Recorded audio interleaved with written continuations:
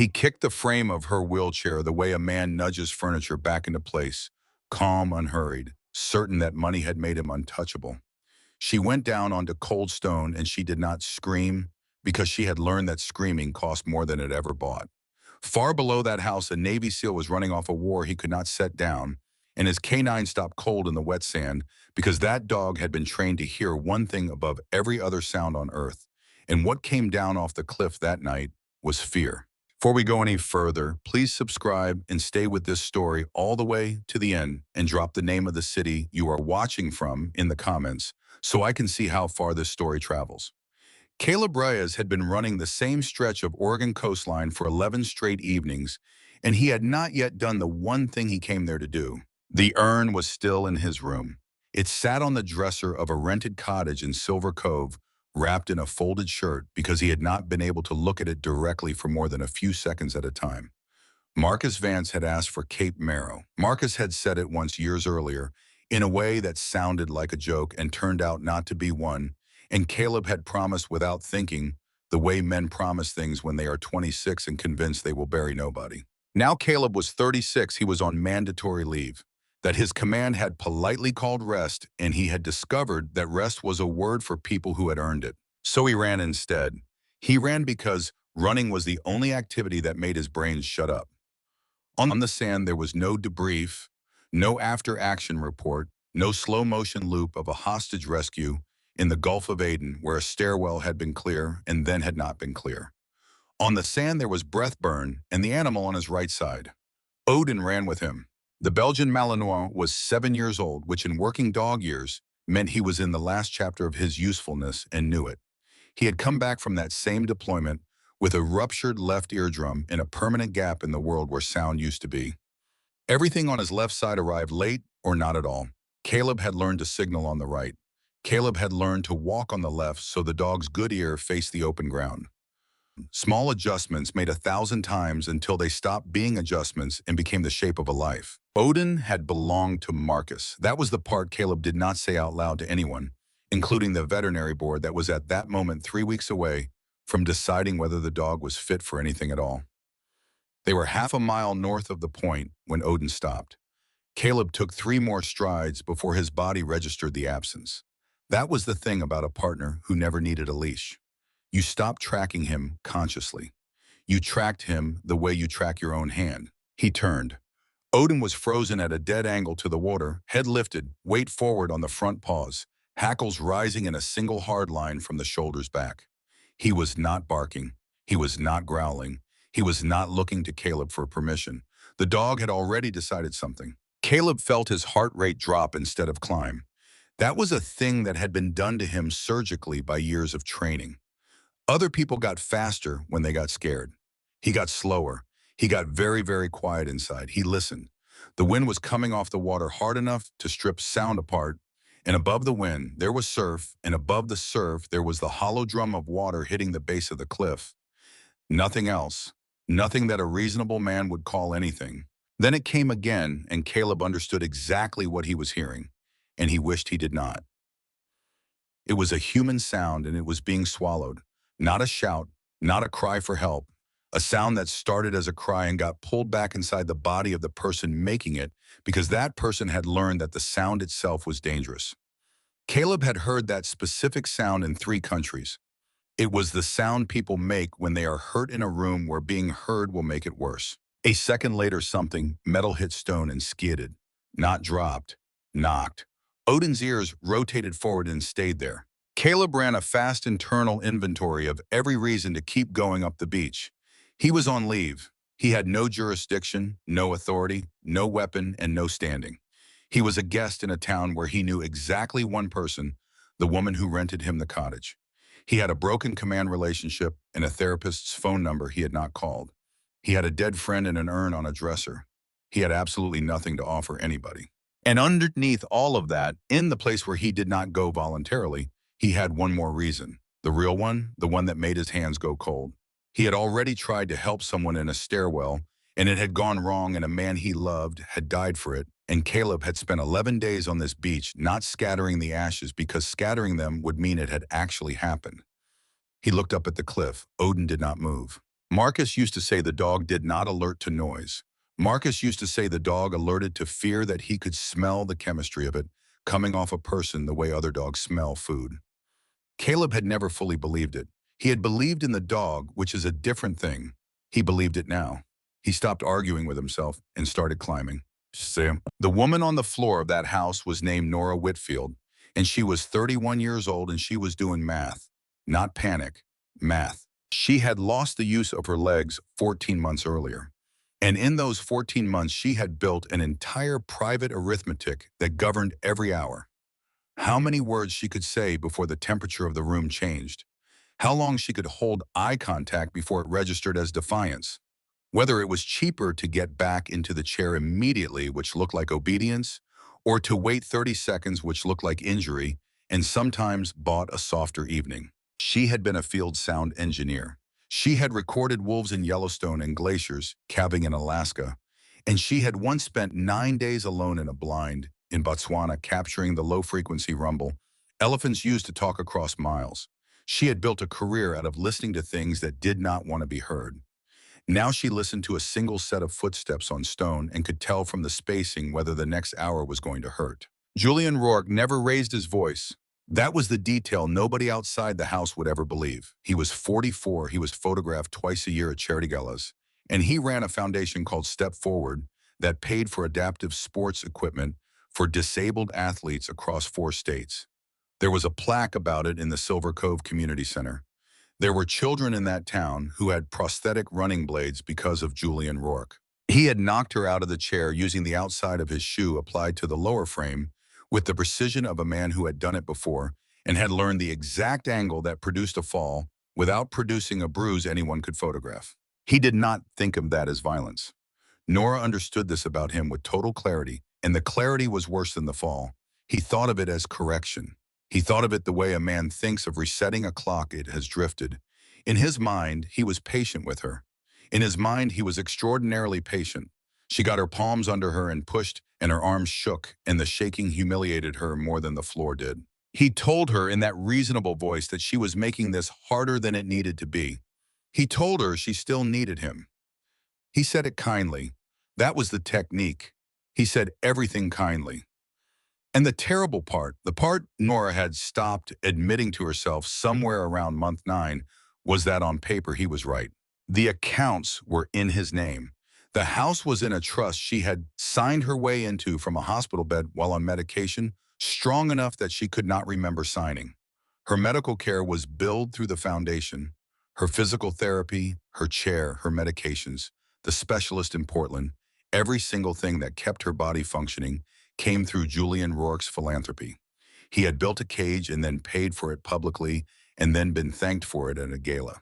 That was the sentence that had been circling her skull for months and had never once made it out of her mouth. He had not locked the doors. He had locked the exits, which is not the same thing, and only one of those two things is a crime. She pulled herself up and back into the chair, and she put her hands on the rims, and she looked at the water and said nothing at all. He took her silence as agreement. He always did. It was the single largest error the man ever made, and he made it every day for 14 months, and he never once noticed. Because she was not agreeing, she was recording. The field recorder was a battered sound devices unit that had been to 5 continents, and it lived in the side pocket of her chair, because it was the last object she owned that had been hers before. She turned it on out of habit, the way another person might touch a wedding ring or a rosary. Every evening when the lights started going, she hit record and let it run and captured the ocean through the glass because it was the only thing she still made. She never listened back. Listening back was not the point. Making something was the point. It was proof that a part of her was still operating. The unit had been running for 41 minutes when Julian came into the room. It was still running when he kicked the chair. It was still running when she hit the floor and when he told her she still needed him, and when he explained in that mild instructional tone what would happen to her care and her housing and her medical continuity if she ever again spoke to a doctor without him present. It was still running when he poured a drink and told her that this only worked if she cooperated. Nora did not know it was running. Her hands had gone somewhere else, and her mind had gone with them into the flat gray place it went to survive these hours. She would not find out for 11 more days. Down the hallway, a man named Tomas Aguirre stood absolutely still with a toolbox in one hand and a two-way radio in the other. He was 26. He was the grounds and maintenance contractor for the property hired through an agency paid in a way that made him easy to remove. His work visa was in renewal, and the paperwork was sitting on his kitchen table under a bowl of oranges because he could not stand to look at it either. He knew the sound he had just heard. He had heard it in April. He had heard it in June. Both times he had told himself it was furniture. His thumb was on the transmit button. All he had to do was press it. Security was 200 feet away, and the sheriff's station was an 11-minute drive, and there were 17 words in his head, fully formed, ready to go. He thought about his mother in Michoacan, who was 63, who had a heart condition, and whose medications he paid for. I thought about what happens to a man with a pending visa who accuses a foundation director of assault in a town where that director bought the high school its wheelchair basketball court.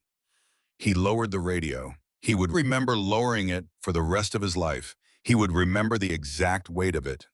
He told himself standing there in that hallway that he would find another way later, and the shame settled into his chest and made a home there and did not leave. Later would cost him more than he could imagine. Caleb went up the seaward face because the seaward face was the one nobody watched. He climbed it wet in running shoes with no rope and no light, and he did it slowly because speed on rock is what kills amateurs. He found seams with his fingertips and tested each one before he loaded it. His shoulders burned. His forearms went to acid somewhere around 40 feet. He kept his breathing on a 4 count because a 4 count keeps the hand steady. Halfway up, he stopped believing he was doing something reasonable. He was a man with no authority scaling a private residence based on a noise. If he was wrong, this ended with him in a cell in a town where he had no lawyer. If he was right, it ended somewhere worse.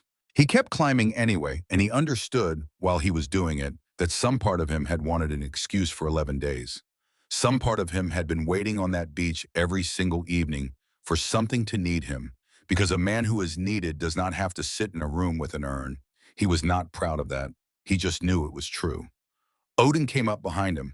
The dog did not scramble and did not lunge. He put his paws where Caleb's hands had been using the same seams, hauling 78 pounds of muscle up wet basalt in the dark with an economy that no ordinary animal has and no ordinary handler ever sees. He made almost no sound. His good ear stayed forward the entire way.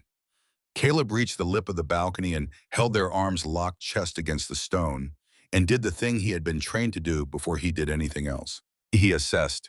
There was a woman in a wheelchair positioned near the glass, and her posture told him more in 1 second than an hour of interviews would have. Her shoulders were rolled inward. Her chin was down. Her hands were on the rims but not gripping, resting the way a person rests their hands when they have decided not to move, because moving is a provocation. Her whole body was organized around not being noticed. Caleb had seen that posture in detainees. He had seen it in villages. He had never once seen it in a house with a $40,000 view. There was a man standing over her with a glass in his hand, and the man was calm, and the calm was the single most alarming detail in the room, because Caleb knew what men look like when they are angry, and this man was not angry. This man was comfortable.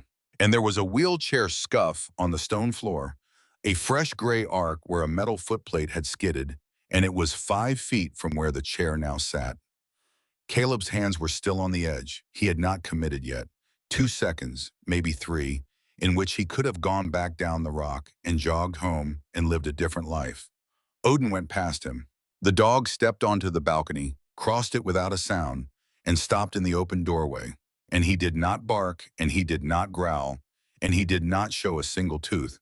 He simply put his body between the man and the woman and stood there, weight square, amber eyes fixed on the only face in the room that mattered.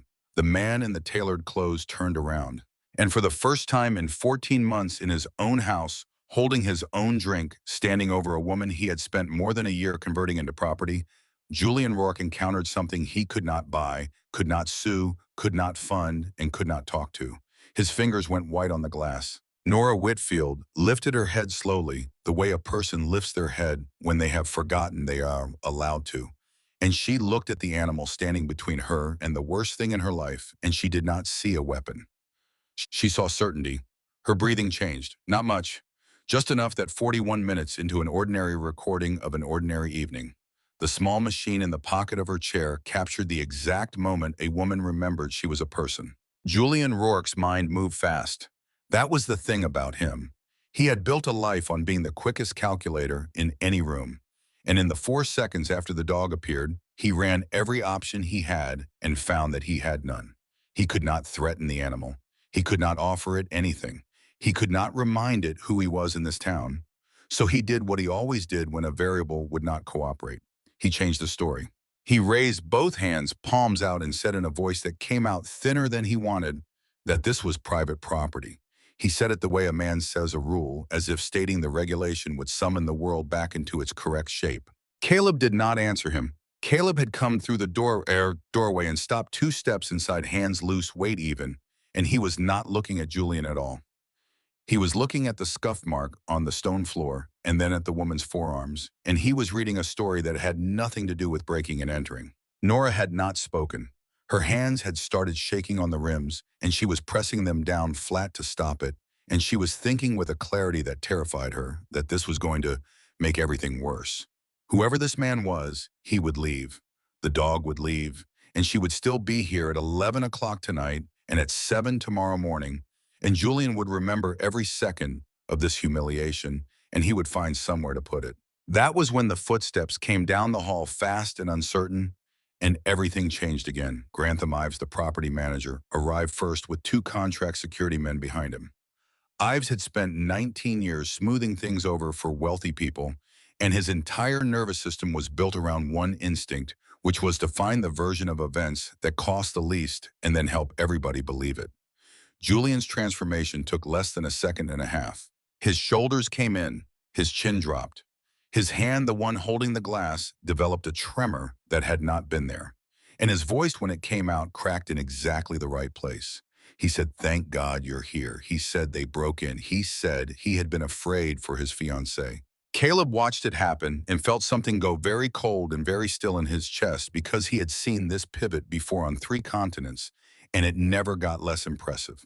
The man had turned himself into a victim in front of witnesses in under 2 seconds, and he had done it so well that one of the security guards had already shifted his stance toward Caleb. Nora watched it too. She had seen it 100 times. She had watched him do it to a doctor in Portland. She had watched him do it to her own sister on a phone call. And every single one of those 100 times she had sat in the fog and let it happen. Because the alternative was a conversation later in a quiet house with the doors closed. Ives turned to her. He asked in a careful, soft, professional voice whether she was all right. It was the first question anyone had asked her directly in 11 weeks. The room waited. Julian looked at her, not angrily. That was the worst part. He looked at her with warm, concerned eyes. The eyes he wore in photographs, and underneath them was a message she could read in her sleep. Say the wrong thing and understand what it purchases. Nora's ears were roaring. She could feel her own pulse in her throat. She thought about the accounts, the chair, the specialist, the medications that cost $1,100 a month. She thought about the fact that she had not held her own bank card since March.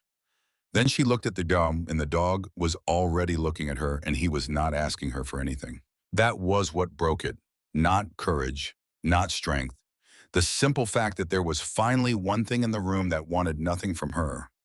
She lifted her head, and she said quietly without a tremor that she was not safe with this man. This man, 7 words. The room came apart. One of the guards straightened and turned fully toward Julian. Ives made a small sound in his throat, the sound of 19 years of career management colliding with a sentence he could not smooth. And Julian's face did something remarkable. The distress slipped just for a quarter of a second, and underneath it, there was nothing at all. No rage, no panic, just a flat, cold assessment, the look of a man recalculating a spreadsheet. Caleb saw it. He would think about that quarter second for weeks. He said they were leaving, and he did not phrase it as a request. He moved to Nora's side, and Odin rose without a word from anyone, and swept the room once with his eyes and the 2 security men, both of whom outweighed Caleb, both of whom were paid to prevent exactly this did not move. Tomas Aguirre stood flat against the corridor wall as they passed and did not say a word. But his hand went into his pocket and his phone came out, and he started filming the scuff on the floor in the overturned position of the chair's footplate, and Julian Rourke standing in the middle of his own living room with his mask hanging off one side of his face. 12 seconds of video. It would matter more than anything else Tomas did in his life. They got her out. It took 40 minutes to get the chair down the service road and into Caleb's truck, and it was the single most physically humiliating experience Nora had endured since the hospital. And she cried the entire way and did not make a sound doing it because she had trained herself out of that too. And here is the part that nobody in that hallway understood, including Caleb. They had won nothing. Because Julian Rourke did not chase them. He went into his study, poured out the drink he had been holding, and called a lawyer in Salem at 10:40 at night, and the lawyer picked up because that is what $400 an hour buys. Or buys. 72 hours later, Nora Whitfield went back. Not in handcuffs, not at gunpoint. She went back because a judge in a county courthouse signed a temporary emergency guardianship order at 9:15 on a Tuesday morning based on a 40-page filing that included a psychiatric evaluation, 3 physician letters, and a medical power of attorney bearing her own signature. She had signed it in a hospital bed in March of the previous year, 8 days after the boat accident on a fentanyl drip with Julian, holding the pen steady because her hand would not work. She did not remember signing it. It did not matter. It was notarized. Caleb read the order twice in the parking lot of the sheriff's station, and then he read it a third time, and the thing that got him was not the legal language. It was the phrase that appeared 4 separate times. Diminished decisional capacity, secondary to traumatic injury, and post-traumatic depressive disorder. They had not called her a liar. That was too crude. They had called her incapable. Deputy June Talent, 43 years old, 16 years in the department, sat across from him and told him the truth, and she did it without cruelty, which somehow made it worse. She told him he had heard a noise from a beach in high wind at dusk from 300 vertical feet away. She told him she had a 40-page filing with the 3 doctors on it. She asked him which one he thought she was supposed to act on. Caleb told her about the scuff mark. Talent told him that people in wheelchairs scuff floors. Caleb told her about the woman's posture. Talent told him that was not evidence, that was an opinion, and that he was not a clinician. Caleb told her 7 words that she is not safe with this man, and Talent went quiet for a moment and then said that the filing addressed that too. Paragraph 19. A documented pattern of paranoid ideation regarding the caregiver, common in patients with acquired disability and depressive features. They had pre-written her testimony out of existence before she gave it. Caleb walked out of that station and stood in the lot with his hands on the hood of his truck and made himself breathe on a 4 count because if he did not, he was going to do something that would end this permanently. 2 hours later, he was served himself. Criminal trespass 1st degree, filed by the property, not by Julian, which was smarter because it made it look procedural. And attached to it in a separate civil action was a petition to have Odin seized and evaluated as a dangerous animal under state statute on the grounds that an unrestrained trained attack dog had entered an occupied residence and threatened the resident. Caleb read that page and had to sit down on the tailgate because Odin's fitness review with the veterinary board was in 18 days and a pending dangerous animal complaint attached to a working dog's file did not get resolved. It got the dog surrendered pending outcome. It got the dog in a county kennel with a hold on him, and dogs with holds on them at 7 years old with a documented hearing deficit did not come back out. Julian Rourke had never met Caleb Reyes. He had needed less than 72 hours to find the exact thing Caleb could not lose and put a legal instrument through the center of it. The guardianship hearing, the one that would make Julian's control over Nora permanent instead of temporary, was set for 9 days out. 9 days. Caleb called his sister that night. Marisol Reyes was 34 and worked forensic audit for an insurance consortium out of Portland, and she was the only person alive who could tell you the exact date Caleb had stopped calling their mother. She answered on the second ring and listened for 11 minutes without interrupting, which was not her habit. Then she asked him one question. She asked what the man's charity was called. Caleb told her, "Step forward." Marisol said, "Give me 48 hours," and hung up. She did not start with Julian Rourke. She started with the money because money does not perform. Money does not put on a face when the room fills up.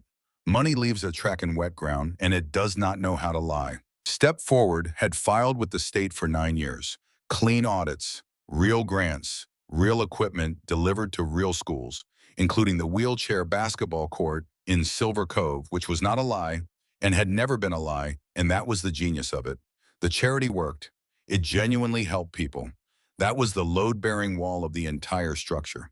But underneath the grants, there was a second layer, and it took Marisol 31 hours to find it because it was built beautifully. Step Forward maintained what the filings called continuity of care residencies.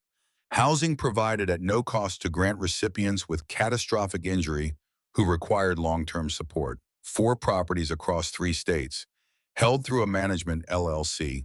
The LLC held through a trust.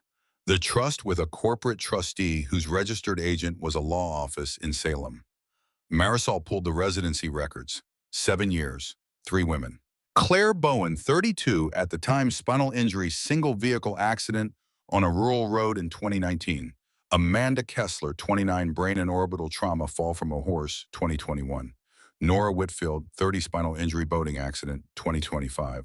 All 3 had been in a relationship with a Step Forward board member at the time of injury. The board member's name was redacted in the public filings under a privacy provision. Marisol did not need it. All 3 accidents had produced insurance settlements. All 3 settlements had been paid into accounts under medical powers of attorney executed during hospitalization. All 3 women had within 11 months of injury become subject to a guardianship filing. 2 of those filings had been granted. And here is where Marisol Reyes, who had audited fraud for 11 years and did not startle, put down her coffee and did not pick it back up because she pulled the accident reports. Claire Bowen's vehicle had gone off a road with no witnesses. The brake line had a wear failure. Ruled accidental. Amanda Kessler had fallen from a horse she had ridden for 6 years. Ruled accidental. And Nora Whitfield's boat. Nora Whitfield had been an experienced field engineer who had operated small craft in Alaska and Botswana. The report said she had been alone. The report said the throttle had been found jammed and the vessel had struck a submerged rock shelf 140 yards off Cape Marrow at approximately 11 knots. But the fuel log showed the boat had been taken out with 2 life vests deployed from storage. 2. Marisol called her brother at 4 in the morning, and her voice when he answered was not the voice he knew. She told him she did not think these were 3 women who had bad luck and then met the wrong man. She told him she thought these were 3 women who met the wrong man and then had bad luck. Caleb sat in the dark of a rented cottage with an urn on the dresser and felt the entire shape of the thing rotate. He had thought he was dealing with an abuser. Abusers were bad. Abusers were common. Abusers ultimately were reactive, and reactive men made mistakes. This was not that. This was a man who selected people who waited for or engineered the moment their bodies failed, and who then used the machinery of medicine and law and public charity to absorb them until nothing independent was left. He did not steal loudly. He did not need to. He got signatures. He got them legally from women on morphine, and then he got thanked at galas for the housing he provided them in. He had done it twice successfully. He was 9 days from doing it a 3rd time. Marisol said one more thing before she hung up. She said Amanda Kessler died in 2023, aspiration pneumonia in a care facility, 29 years old at injury, 31 at death. But Claire Bowen was alive. Claire Bowen was 38 years old and worked a register at a grocery store in Coos Bay, 210 miles south. And she had not spoken to a reporter, a lawyer, or a police officer in 6 years. Caleb wrote the name on the back of the trespass citation because it was the only paper in the room. Then the surveillance started. It began on the 4th day, and it was not amateur work. A gray sedan idling 90 seconds too long at the end of the street where Caleb had moved Nora's cousin's spare room arrangement. A man across the road at 7 in the morning, studying a phone he never scrolled. A second vehicle circling the block twice at dusk with a different plate in the same driver posture. They never approached. They never had to. They were not there to hurt anybody yet. They were there to measure, to learn the rhythm of the house, to see how fast the lights went on and how often the door opened and whether the man inside was the kind who ran. Caleb did not move her. Moving would have confirmed that they had leverage. Instead, he broke the pattern. Lights at random hours. Exits used inconsistently. Long silences followed by sudden activity. He let them believe they were collecting something. And every night he sat awake and did the arithmetic that Nora had been doing for 14 months, and he understood her better for it, and he hated that he understood. Nora was not sleeping either. The panic came at 2 and 3 in the morning without warning, and without cause, and it did not feel like fear. It felt like drowning in a dry room. Her hands would go numb, and her chest would lock, and her mind would replay a hallway over and over, and there was nothing to fight because nothing was happening. Odin did not paw at her. He did not whine. He put himself down alongside the wheel of her chair with his ribs against the frame so she could feel him breathing, and he stayed until her breathing found his, which took anywhere from 4 minutes to 40. She asked Caleb once why the dog did that. Caleb said he had been trained to find people under rubble by the sound of their breath, and that he had never really stopped doing the job.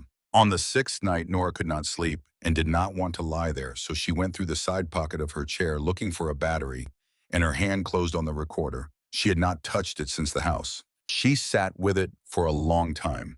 She knew what evening it had last run. She knew because she ran it every evening, and she knew what had happened that particular evening, and she understood with absolute clarity what was on the card, and she understood equally that she could not survive listening to it. Her thumb sat on the transfer key for 11 minutes. Then she thought about a courtroom in 3 days and a piece of paper that said diminished decisional capacity, and she thought about a woman named Claire Bowen standing at a register in Coos Bay for 6 years, and she pushed the key. She did not listen. She could not. She copied the file to a card and then to a second card, and then she wheeled herself down the hall at 1:40 in the morning and knocked on a door with the side of her fist. Caleb opened it, and she was shaking so hard she could not get the words out in order. What she finally said was that she had recorded it. He asked her carefully what she meant by it. She said all of it. She said she recorded every evening. She said she had been recording the ocean for 14 months, and she had never once listened back. She said the machine had been running that night in her lap the entire time, and then she said the thing that took the floor out from under both of them. She said it had also been running on the boat. The recording was not a confession. That was the first thing Nora had understood when she finally forced herself to listen to it 2 hours earlier in a parked truck at the bottom of a closed road with her hand over her mouth. Julian Rourke had never in his life said a sentence that could be used against him. He was too disciplined for that. What was on the card was 4 minutes of two people talking on a boat, and for 3.5 of those minutes, it was nothing at all, weather and engine noise, and a man being pleasant. And then Nora's own voice, 14 months younger, lighter, a voice she barely recognized as her own, saying that she had found the Ben property listing, that there was a resident on it who did not exist, and that she had already pulled the file because she was going to ask the accountant about it on Monday. Then 11 seconds of silence. Then Julian in that mild, reasonable, warm voice, asking her whether she had told anyone else yet. Not whether she was sure, not what she meant, not any of the 40 questions an innocent man asks. Whether she had told anyone else yet. And then him saying kindly that she should let him take the wheel for a bit, that she looked tired, that he would run them back in. 4 minutes later, the throttle jammed. Standing in his own dark hallway, Julian Rourke heard those 11 seconds of silence played back at him, and something in his face came apart that Nora had never seen in 14 months, not once, not even on the balcony. He had not known the recorder was running on the boat. He had assumed, he had taken it, he had swapped the card, he had rinsed the housing, and he had done all of it as a precaution because that was who he was, and he had spent 14 months believing he had gotten there first. He had gotten there second. The unit had been dual card. Field engineers run redundancy. It was a habit she had built in Alaska after losing 9 days of elephant audio to a corrupted right, and it had been on that machine ever since, and he had taken slot A and had never opened slot B because he did not know sound equipment, because he had never in his life needed to know anything he could pay someone else to know. His entire architecture had failed on a detail about a woman's job that he had never bothered to learn because he had never once thought of her as a person with a job. He came at her. Not with a plan, not with the calm. He came at the chair with both hands, and he was making a sound now, an actual sound, the first honest thing he had produced in a year. And Nora did not close her eyes. She was 31 years old, and she had been on the floor of this house more times than she had counted, and she looked straight at him and did not flinch, and she would think about that later more than anything else, that at the very end, she did not flinch. Odin hit him from the left. 78 pounds arriving at the hip in a dark hallway from a direction the man did not know existed. Julian went into the door frame and down, and the dog put his chest on him and held, and did not bite and did not tear, and simply pressed a man into the floor of his own house, and waited for the word. The word did not come. Caleb was standing 8 feet away with one arm hanging useless and blood coming down the side of his face, and he did not give it, and he would say later that the hardest thing he had ever done in his professional life was stand in that hallway and not give it. He said hold, and the dog held. That was the difference. That had always been the difference. The animal in that corridor had more restraint in him than every man in that house put together. The headlights came through the front glass 90 seconds later. June Tallant had driven a closed road in a storm to get there, and she had done it because Marisol Reyes had sent her a message at 11:40 that night containing 3 accident reports, 2 guardianship filings, 1 death certificate, in a single line of text. You lost one once, so did I.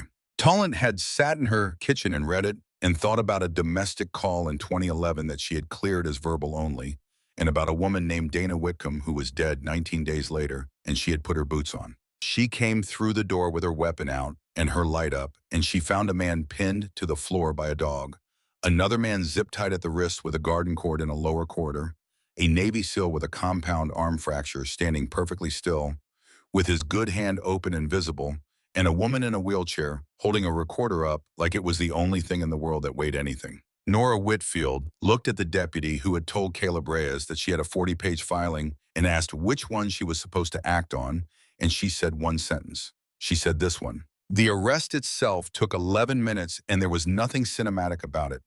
Julian Rourke did not resist. He got quiet again the second the lights came on, and the calm came back over him like water finding a level, and by the time the cuffs went on, he had already started constructing the version where he was the one who had been attacked in his own home. He said it to Tallant twice on the way out. She did not write it down. The study was searched at 4 in the morning under a warrant signed by a judge who had been woken up and who was not gracious about it until he read what was in front of him. There were 9 banker's boxes ready for a storage unit in Newport. There were 4 external drives and in a fire safe under the desk in a folder with a handwritten label. There was the original card from Slot A, which Julian Rourke had never destroyed because leverage is the whole religion, and a careful man does not throw away the only thing that keeps him safe. He had kept the evidence of his own attempted murder for 14 months in a box in a house because he could not conceive of a world in which anyone would ever be permitted to open it. That folder also contained a set of medical letters relating to a woman named Claire Bowen, dated 2019, drafted before her accident. Drafted before. Marisol found that page at 6:20 in the morning and had to walk out of the room. He had written her incapacity 3 weeks before her brake line failed. The charges came in stages, which is how real cases arrive, not all at once with a drum roll. Assault in the second degree first because that was the one Tomas Aguirre's 12 seconds of video could carry on its own. Then unlawful restraint. Then aggravated theft and first-degree criminal mistreatment of a dependent person, which is the statute that exists for exactly this, and which almost nobody ever gets charged under because almost nobody ever gets caught. Attempted murder came 11 days later when the state crime lab finished with the throttle assembly that had sat in an evidence lot for 14 months because nobody had ever asked them to look at it. They looked at it, the linkage had been shimmed, and Amanda Kessler's file was reopened in a different county by a different agency, and that one took 19 months and is not a story that ended in this town. Nora did not go to Boise. The transfer order was vacated at 9:15 on Monday morning by the same judge who had signed it, and the guardianship petition was withdrawn by Julian Rourke's attorney at 9:42, which was the fastest withdrawal that clerk had processed in her career. The hearing that had been scheduled to end Nora Whitfield's legal existence happened anyway because the court had to unwind what it had already done. It lasted 4 hours. Claire Bowen came. Nobody had asked her twice. Marisol had made one call and had not pushed and had said only that the hearing was Thursday and hung up. And on Thursday morning, a woman nobody had summoned came into that courtroom in a chair she had been in for 6 years and sat and waited her turn. She had a 9-year-old daughter and a job at a register and a confidentiality agreement that could have cost her everything she had, and she stood up under her own name and broke it on the record. She said one thing before she started her testimony, and the room did not make a sound. She said she came because for 6 years she had wished somebody had come for her. The confidentiality clause was later held unenforceable as against public policy. It took 3 lawyers 8 months to get there. Claire Bowen did not wait for them. Step Forward was dissolved by the Attorney General in April. That part was harder on the town than the arrest was. The arrest was a monster being removed. The dissolution was the community center plaque coming down, and the wheelchair basketball court needing a new sponsor, and 40 people having to sit with the fact that they had been genuinely correctly grateful to a man who had used their gratitude as insulation. That was the piece Caleb kept turning over. The charity had been real. The equipment had been real. The kids on those running blades were real kids with real legs, and none of that had been a lie. He had not built a fake wall to hide behind.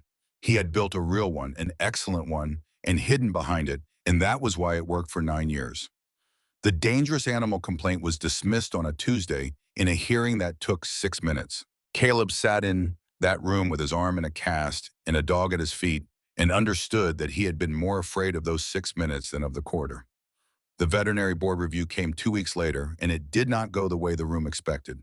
They did not fail Odin for the ear. They failed him for the 3.5 seconds. The evaluating officer, a woman with 22 years on a canine unit, wrote it plainly, and she was not being cruel. She was being correct.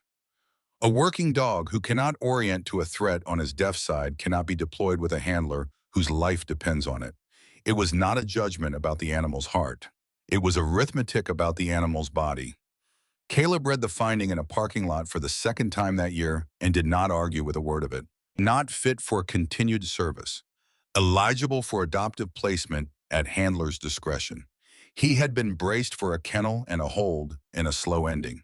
Instead, he had been handed a choice, and he discovered sitting there that the choice was worse because Marcus Vance had given him that dog. Not officially. Officially, the dog belonged to a program. But Marcus had put Odin's lead in Caleb's hand in a corridor in the Gulf of Aden, 11 minutes before a stairwell that was clear and then was not clear, and Caleb had been carrying both of them ever since. Handing him to somebody else felt like putting Marcus down a second time. He did not decide that week. He did not decide for 2 months. Nora Whitfield's money came back in pieces and took most of a year, and it did not feel like victory. It felt like paperwork because that is what it was. The settlement funds were recovered from the trust in 3 tranches. The medical power of attorney was voided. The physician who had signed the capacity letters surrendered his license rather than face the board, which told everyone what they needed to know. And on a Wednesday in February, in a credit union in Silver Cove, a woman filled out a signature card and opened a checking account in her own name, and then sat in the parking lot for 20 minutes because her hands would not stop. The first check she wrote was for $1,140 to a pharmacy for her own medication, out of her own account with her own name on the line. She kept the carbon copy. She still has it. That was the moment, not the arrest, not the courtroom. A carbon copy of a check for medication in a parking lot, because that was the exact thing he had used to hold her, and she had taken it back with a pen. Tomas Aguirre lost his job the day the property went into receivership, and he had known that would happen and had done it anyway. What he had not known was that his statement would put his name in a court file, and that a court file is a public document, and that a pending visa renewal is a fragile thing to hang next to a legal proceeding involving a foreign national and a felony employer. He got the notice in March. June Tellant wrote the letter. She wrote 4 pages, and she did not write them as a character reference. She wrote them as a sworn statement from a peace officer describing the material assistance a witness had provided to a felony investigation, and she attached the case number and she signed it in her official capacity, and she made it very clear in the last paragraph what it would say about the state of Oregon if this particular man were removed from it. It worked, not because the system corrects itself. It worked because a woman inside the system decided to spend something she had on somebody who had nothing. That is always how it works. That was the whole lesson of the year. Caleb drove out to Cape Marrow on a clear morning in May with a cast-off and a scar through one eyebrow and the urn on the passenger seat where it had been riding since the night of the storm. He had promised Marcus this coastline when he was 26 and had believed he would bury nobody. He walked out to the point and he stood there for a long time before he could open it. And when he finally did, he did not make a speech because Marcus would have hated a speech and would have said so in language unsuitable for any platform. He said 2 sentences. He said he was sorry he had not gotten up those stairs faster. Then he said, "Your dog still works," and let go. The wind took most of it out over the water, and some of it did not go anywhere. And he stood there while both of those things happened. Odin sat beside him the entire time with his good ear turned into the wind and did not move. He drove back into town with an empty container on the seat and discovered that letting go of one thing does not automatically free your hands. Because the decision about the dog was still sitting there, and it had been sitting there for 2 months, and Caleb Reyes had been avoiding it with the same discipline he had once used to avoid an urn on a dresser. His leave ended in 9 weeks. His command had already cleared him for return. The arm had healed, clean the concussion had cleared, and the incident report from that corridor had been closed in his favor once the state filed charges. Professionally, he was intact. Professionally, he had come out of it better than he went in. He had a dog who was not going anywhere with him ever again. Adoptive placement at handler's discretion. 4 words that meant Caleb had to pick a house, and every time he tried to picture one, he pictured Marcus handing him a lead. Meanwhile, Nora Whitfield was learning that the hardest part of getting your life back is that nobody claps for the middle of it. The arrest had been news. The dissolution of Step Forward had been news. There had been a reporter from a Portland station who wanted to do a profile and a woman from a national podcast who called 4 times, and Nora had said no to both, which surprised everybody except Claire Bowen. What came after the news was months of nothing. Physical therapy 3 times a week with a new therapist who did not report to anybody. Insurance appeals. A forensic accountant who needed the same 3 documents 6 separate times. Nights where the panic came at 2 in the morning for no reason at all. In a house where nothing was wrong, which somehow made it worse because there was no longer anything to explain it away with. She learned that the body does not know when the danger ends. The body keeps running the program. She learned it the hard way in a grocery store in March, when a man in a good coat asked her politely if she needed help reaching something on the top shelf, and she went completely cold and could not answer him, and he walked away confused and slightly hurt, and Nora sat in an aisle for 4 minutes with her hands locked on the rims. She called Caleb from the parking lot, and he did not tell her it was fine. He told her that was normal, that it happened to everybody who had been through anything, and that the first year is not recovery, it is just the body catching up to the fact that it survived. She asked him how long it took him. He said he would tell her when it was over. That was the first honest laugh either of them had in 6 months, and it happened in a grocery store parking lot, and it was not a moment either of them would have called important at the time. Claire Bowen drove up from Coos Bay in April with her daughter in the back seat. The 2 women sat for 4 hours, and Caleb made himself scarce because he understood without being told that whatever was going to be said in that room could not be said with a man in it. What Nora would say later was that they did not spend those 4 hours talking about Julian Rourke. They talked about ramps. They talked about which insurance codes to use for a cushion replacement so it does not get denied. They talked about the specific loneliness of a body that other people find inspirational, and about the phrase, "you are so brave," which both of them had come to hate with a purity that surprised them. And they talked about the 9-year-old in the other room who had grown up with a mother in a chair and did not think it was remarkable, and who had asked Claire once why the lady on TV was crying about a wheelchair when it was just a chair. Claire said that was the day she stopped apologizing. Before she left, Claire said one more thing standing in the doorway with her daughter's backpack on her lap, and it landed on Nora harder than the courtroom had. She said that Amanda Kessler had reached out to her in 22. One message, through a mutual acquaintance, asking if Claire had ever felt like she was going crazy, and Claire had not answered it, because she had signed a confidentiality agreement and had a 4-year-old in a job she could not lose, and because she had convinced herself that answering would not have changed anything. Amanda Kessler died 14 months later at 31. Claire said she had spent 6 years believing her silence was the price of protecting her daughter, and that she found out in a courtroom in November that her silence had a second invoice attached to it that somebody else had already paid. Then she said she was not telling Nora that to be forgiven. She was telling her because Nora was going to get quiet too at some point when it got expensive to keep talking, and Claire wanted her to know what quiet costs. Nora did not sleep that night. She was still awake at 4 in the morning with the recorder in her lap, the same battered unit, and she did the thing she had been unable to do for 14 months. She listened to the whole file, all of it, the 41 minutes before he came into the room and the 11 minutes after. She listened to herself hit the floor. She listened to a man's voice, explaining patiently, kindly what would happen to her care if she spoke to a doctor alone. And she listened to her own silence answering him. And she understood for the first time that the silence on that recording was not weakness. It was a woman running a survival calculation in real time and getting it right every single night for 412 nights. She had not been broken. She had been employed. Full time in the worst job in the world. She stopped hating that version of herself somewhere around 4:30 in the morning, and that was the actual end of it, and there was nobody there to see it happen. In June, she took the job. A production company in Seattle, the same one that had wanted the shelf break audio 14 months earlier, called to ask if she was working again. The producer had heard. Everybody in that small industry had heard. Nora told him she would take it on one condition, which was that she did not want to record oceans anymore. She wanted to record rooms. She built a project around it and pitched it herself, and it took 11 months to fund.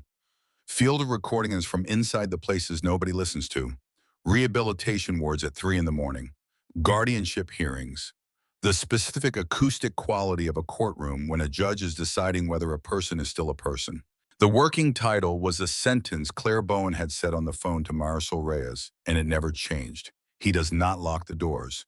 It won things. That is not the part of the story that matters, and Nora would be the first person to tell you. But it won things, and one of the consequences was that a state legislative committee in Salem asked her to testify in the spring about emergency guardianship standards. She went. She brought Claire. They sat at a table in front of 11 elected officials, and Nora put a document on the record that had been signed by a woman on a fentanyl drip 8 days after her spine was crushed with a man holding the pen steady because her hand would not work. She asked the committee one question. She asked what part of that document any of them thought represented her decision. The bill that came out of it was small. It was not sweeping, and it was not named after anybody.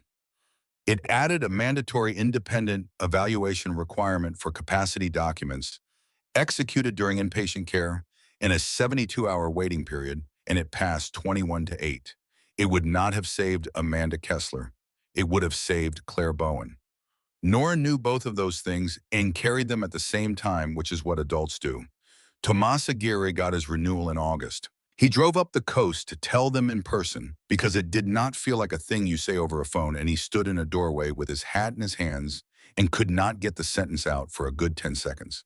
He had brought his mother's phone number written on a piece of paper because she had asked to speak to the deputy who wrote the letter, and she did not speak English, and Tomas was going to have to translate his own mother thanking a stranger for his life. June Talent took that call. She would tell exactly one person about it afterward, years later, and she would say that she had spent 16 years in a uniform and had never had a harder 11 minutes. Tomas went back to school that fall for an HVAC certification. He finished it in 14 months and works commercial systems in Eugene now, and has never once told a coworker what he did in that house. He is not ashamed of it. He just does not think it was heroic. He thinks it was late. Julian Rourke took a plea in October. Not on the attempted murder. He fought that one because it was the only charge that carried the number he could not survive, and his attorneys fought it hard and fought it well, and the shimmied throttle linkage, after 14 months in an evidence lot, was not the airtight thing television makes it look like. He pulled to the assault, the unlawful restraint, the criminal mistreatment, and the aggravated theft, and he took 12 years, and with the Kessler investigation still open in another county, there was a very real possibility that 12 was the smaller number he would eventually be dealing with. Nora went to the sentencing. Caleb offered to drive her, and she said yes, and then in the parking lot, she said she wanted to go in alone, and he said okay without a flicker, which she noticed and which mattered. She gave a victim statement that ran 90 seconds. She did not describe the floor. She did not describe the 14 months. She had decided in advance that she was not going to hand him the one thing he still wanted, which was proof that he had been the largest event in her life. She said that she had been a field engineer before she met him, and that she was a field engineer now. She said that the time in between was going to be the smallest chapter in the book. She said that she forgave nothing, expected nothing, and would not be thinking about him. Then she sat down. Julian Rourke in a county jumpsuit with no cufflinks and no foundation and no gala and no 40 people in a community center, glad to see him, turned and looked at the gallery, and there was nobody there for him. Not one person, 9 years of philanthropy and 400 people at his last fundraiser, and a plaque with his name on it, and the bench behind him was empty. That was the sentence. Everything else was administration. Caleb's leave ran out on a Thursday in September. He had made the decision in July and had not told anybody, including the dog, which he was aware made no sense. He put his bag by the door at 6 in the morning and stood there in a small house near the shoreline that Nora had rented for practicality rather than beauty, and he did the only thing he could think of to do honestly. He waited. He did not call Odin. He did not signal. He did not use the right side, the good side, the side that had worked for 7 years. He put his hand down flat and open at his thigh, which is not a command, and he stood there. Nora was at the table with coffee and did not say anything either. She had known this was coming for 2 months. She had prepared 4 different sentences for it and did not use any of them. Odin lifted his head. He looked at Caleb, then he looked at Nora. Then he looked at Caleb again and he stood up, and for a second and a half, Caleb Reyes was absolutely certain, and something in his chest was already bracing for the airport and the kennel transport and the paperwork. The dog crossed the room. I went to the wheelchair, and he lowered himself down alongside it with his shoulder against the wheel, and he put his head on his paws and faced the door, which was the position he had taken every single night since November. He had not chosen a person over a person. He had chosen a post. Caleb stood there for a long moment and understood with a clarity that hurt and then stopped hurting what he was actually looking at. That dog had been trained to find breathing under rubble. He had been doing that job continuously for 7 years and had never been released from it, and he had finally found somebody who was still under it. He was not retiring. He was still working. He had simply been reassigned by an authority higher than the veterinary board. Caleb nodded once. It was a small gesture, and it was complete. He did not say goodbye to the dog because you do not say goodbye to a man on post, and because saying it would have been for Caleb and not for Odin. And Caleb had spent a year learning the difference. He shouldered the bag. At the door, Nora said his name, and when he turned, she said thank you, and he said the thing he had been carrying since the beach. He told her he had not saved her. He said he had heard a sound and climbed a rock and stood in a room. He said she had turned the power off in a dark house with a man in it looking for her. He said she had put a recorder in a courtroom and a document in front of a legislature. He said she had done all of it from a chair that everybody in that county had used as evidence that she could not do anything. He said he had shown up, she had won. Then he told her that showing up was still worth something and that she should call him when the first year was over because he was going to want to know what she said about it. He left without ceremony, and it did not feel like abandonment. It felt like a hand opening around something that no longer needed to be held. Nora sat with her coffee for a while after the truck was gone. Then she went and got the field recorder because there was a session she had been meaning to capture and had been putting off. And she wheeled out to where the sound was good and set her levels and hit record. Not the ocean. She was done with the ocean. She recorded the house, her house, rented in her name, paid from her account with a signature card in a credit union and a carbon copy of a check for $1,140 in a drawer. 11 minutes of a room with nothing happening in it. It is the quietest thing she has ever recorded, and she has never released it, and she still has the file, and she has told exactly one person what it is. It is the sound of a room where nobody is calculating. Odin lay beside the wheel with his good ear turned toward the door, breathing slow, still on post exactly where he had decided to be. A man heard one sound he was not supposed to hear and refused to keep running past it. A dog stopped in the sand because fear has a smell, and he had never once been taught to ignore it. A gardener finally pressed a button 11 days too late and did it anyway. A deputy read a file she did not have to read. A woman in Coos Bay broke a contract that could have taken everything she had because 6 years earlier, nobody had come for her. And a woman in a wheelchair who had been told every day for 412 days that her life was already over reached up in the dark and cut the power herself. He never locked the doors. He locked the exits. She found one anyway, and she walked out of that house on wheels, and she has never gone back.